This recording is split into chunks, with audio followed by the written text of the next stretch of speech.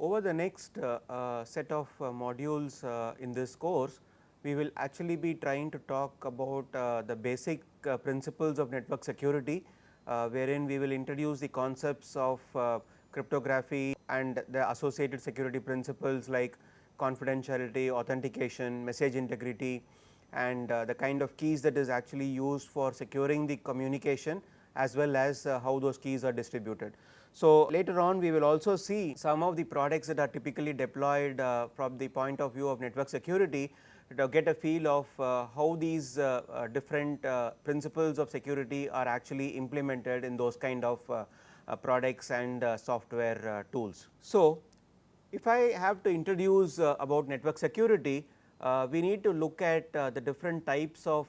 principles on which the which is actually provided by security. So, the first and foremost is basically what we are referring to here as confidentiality, right. So, we all would have actually heard about confidential documents or confidential messages in our normal speaking parlance, but when it comes to network security, what we actually try to mean here is that the sender and the intended receiver only should understand the message contents, right. So, essentially the key word here is understand and also the word only, right. So, what we essentially mean here is that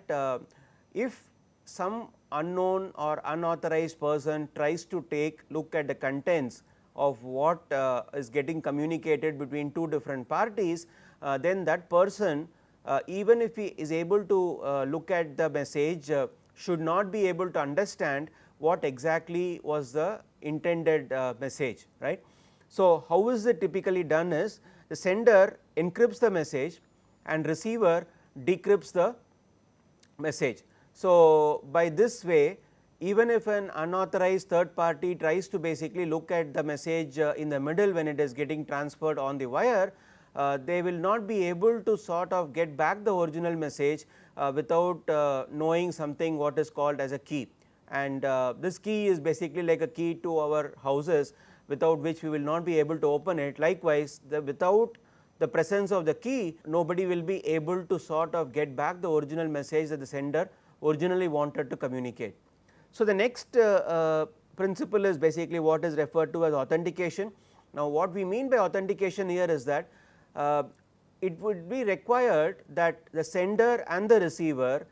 would want to sort of confirm their identity to the other party. So, the sender would need to confirm who is he really to the receiver, and there will be situations where the receiver also would be required to be confirming to the sender on who is that particular system is trying to act as, right. So, essentially authentication is basically ensuring that the other party to whom this communication is being set up or data is getting transferred is really the person who is actually it is intended to be, right. So, by this way I just ensure that I do not by mistake transfer the content across to some other person who is not the really the intended recipient of this particular message. The next part is basically what is referred to as message integrity. So, with the message integrity we basically ensure that the message does not get altered, right. So, the alteration could either happen by any chance or it could also happen specifically done by any mischievous person, right. And similarly, this alteration of the message could happen when the message is actually in transit over the wire from the sender to the receiver, or it could even happen afterwards when the message is received and stored in a particular location, right. So, what we mean here by message integrity principle is that whenever the sender and the receiver wants to ensure that there has been no modification or corruption of the message and it has been received and it is being seen as it was at the time of transmission, then the message integrity part of the principle helps us to ensure and any kind of modifications getting detected, which any kind of modification that has actually happened as part of it getting transmitted or when it is getting stored after receiving the data, right. So, this is just to ensure that again a spurious hacker has not intersected the message modified the contents and reintroduced it all the way to be sent to the receiver without the receiver being aware that something like this, some sort of a modification has actually been has actually happened when the message was in transit from the sender to him, right. Then the next two parts of it is what is referred to as access and availability. So, all the services that are claiming to be very secure should always be accessible and also available to users. So, essentially here we are talking of any kind of possible attacks like what some of us would have heard about called as a DOS or a DDoS. So, the DOS stands for denial of service and DDoS stands for distributed denial of service, where the hacker sitting outside your network typically would be able to attack and bring down a very important server or a service running in any of the server machines in such a way that it essentially brings down the entire organization from being able to work, right. So, for example, let us say that the organization is actually using a central authentication server like something like an LDAP or an Active Directory on Windows, right. Now, if this ADS server as some of us would know, the ADS server if it is the authentication server in a centralized location for the organization, this server needs to be up and running for the individual employees or the users of the organization to be able to successfully log in into their network and then sort of do their work in terms of trying to access the data or modify the data or whatever it is, right. Now, if a hacker sitting outside the network wants to potentially bring down the entire network, all he or she has to basically do is to ensure that this particular ADS server is attacked and then brought down, with which he will be able to make sure that none of the users in that particular organization or in that particular network will ever be able to do any work, thereby ensuring that practically for all practical purposes the entire organization has been brought down to its knees, right. So, we will have certain mechanisms which are actually put in place to ensure that the principles of access and availability is also provided through some specific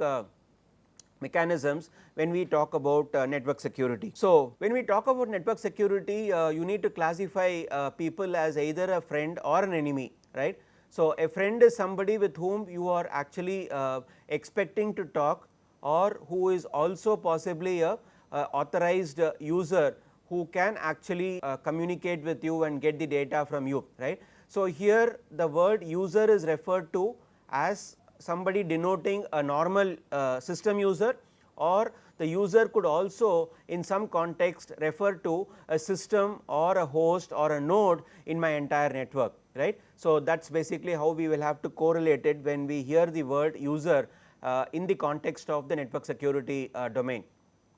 So, here the basic objective here is that there are two users Bob and Alice who wants to talk in a very secure manner. So, we just define security with authentication, with confidentiality and so on,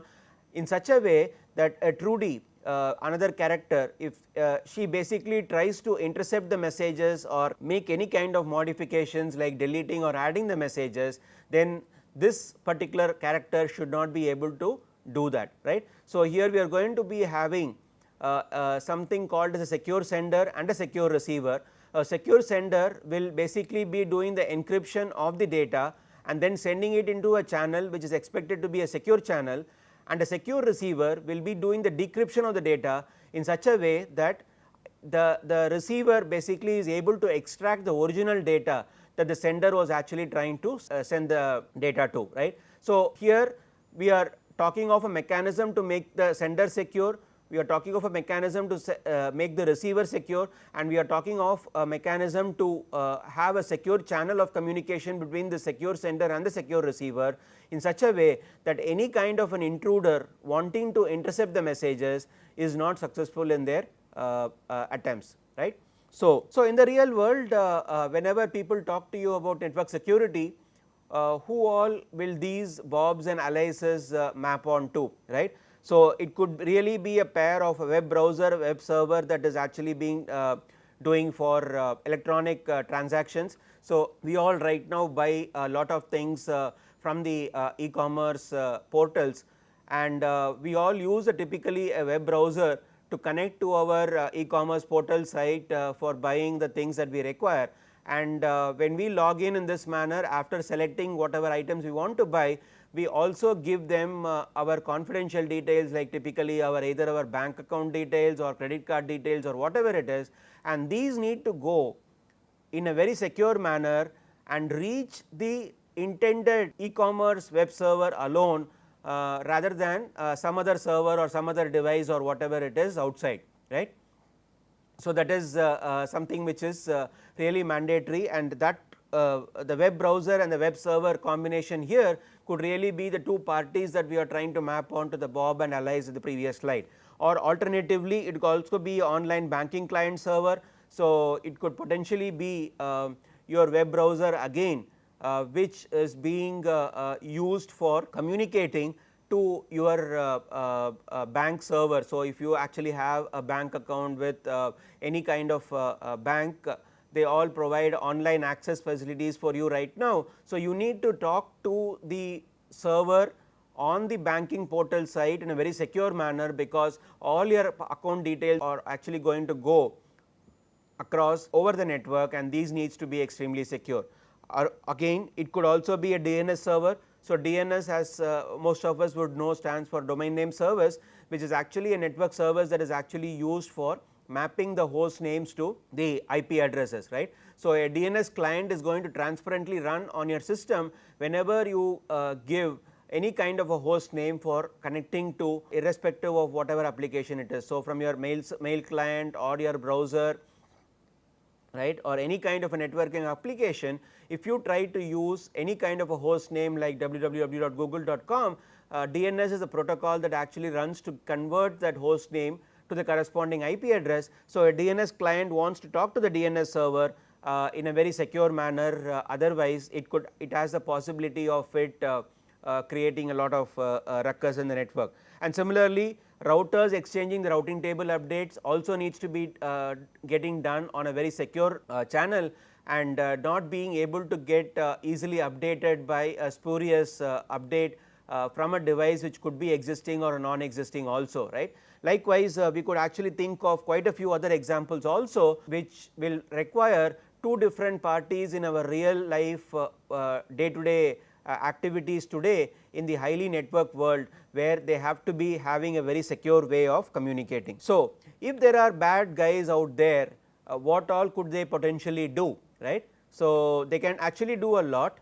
First and foremost, they can just do an eavesdrop, where they just simply intercept the messages and try to listen to what is actually getting communicated between two parties, what is the pattern of communication, right. So, what is the pattern of a response that is actually coming for a particular type of message and all that. So, here this is basically what we refer to as a very passive kind of activity, which a hacker typically tries to involve with, where he or she does not try to do any kind of modification or give any kind of signal that they are present in the network, but they just simply listen and eavesdrop and try to understand the kind of messages that is actually going back and forth. Or alternatively, once they possibly try to understand what is actually happening, they might start actively inserting the messages into the connection, where they get into an active mode from being in a passive mode by just doing an eavesdropping, right. So, here they actually start participating very actively in the conversation, but the problem here is that they are participating in the conversation either representing somebody else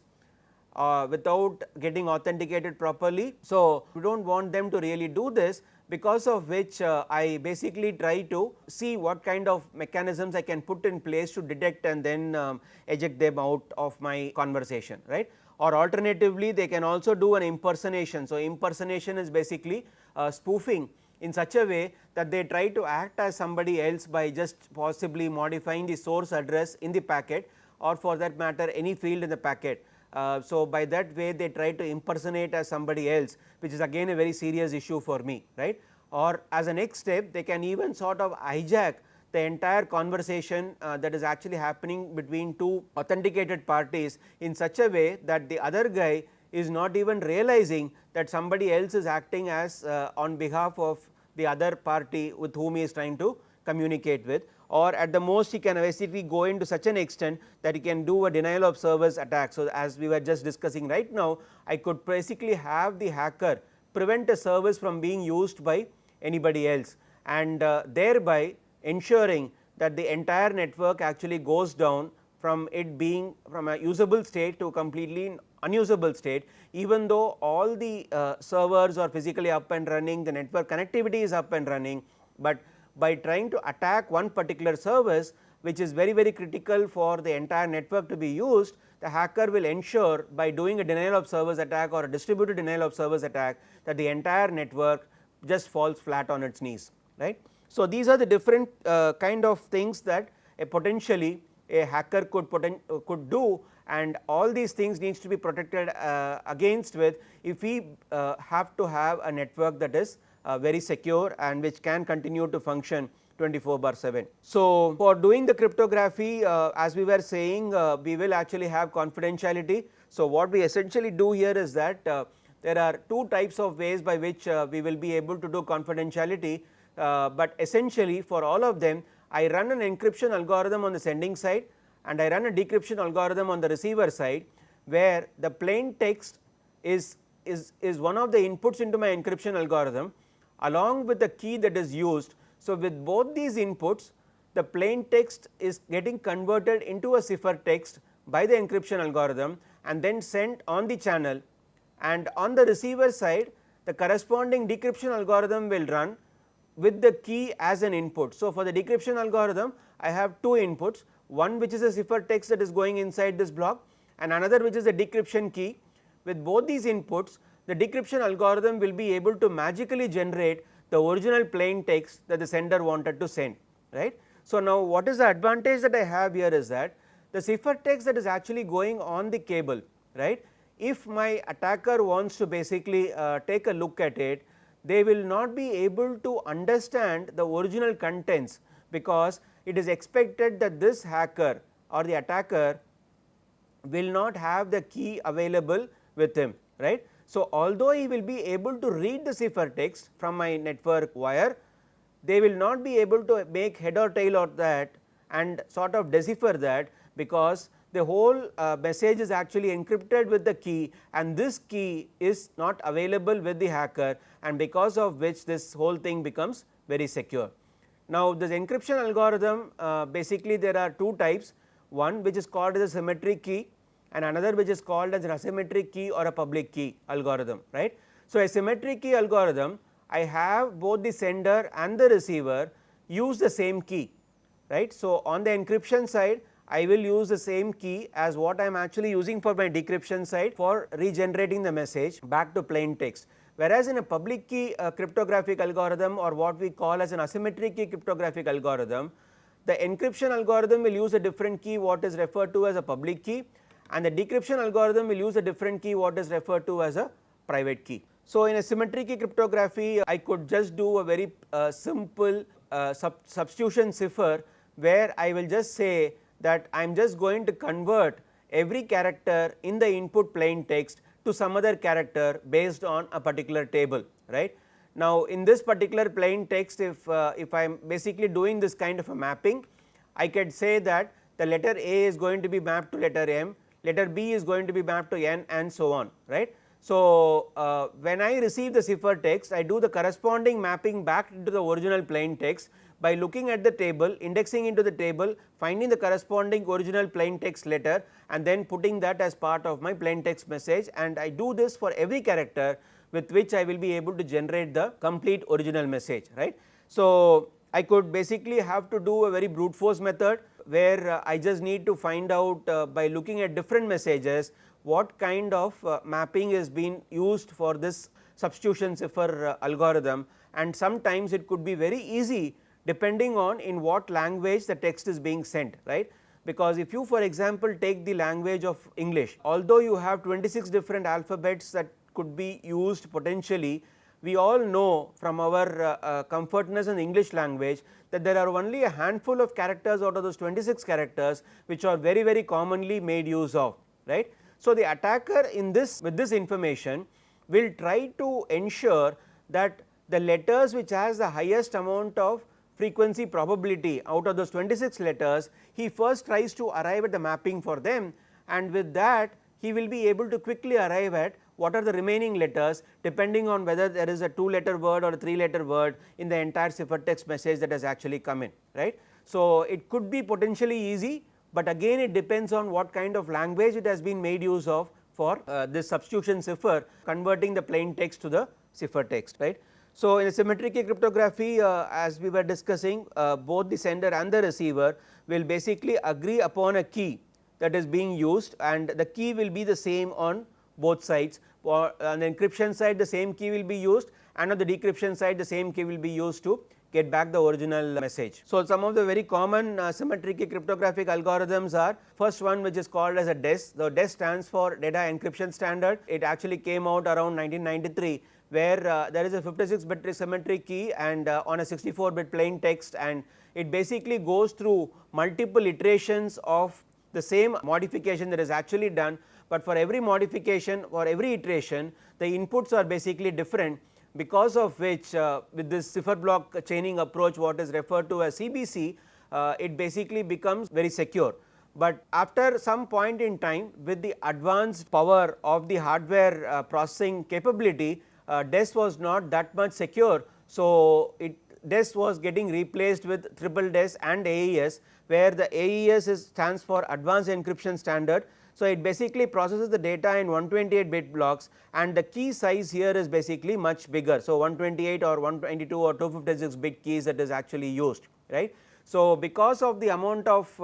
the computation that is done, as well as the bigger size of the key that is there, it becomes computationally very difficult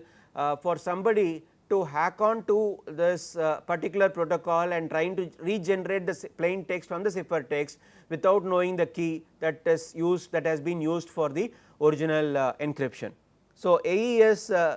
turns out to be pretty much the most popular symmetric key cryptographic algorithm that is actually being currently used for quite a few security applications today. Thank you.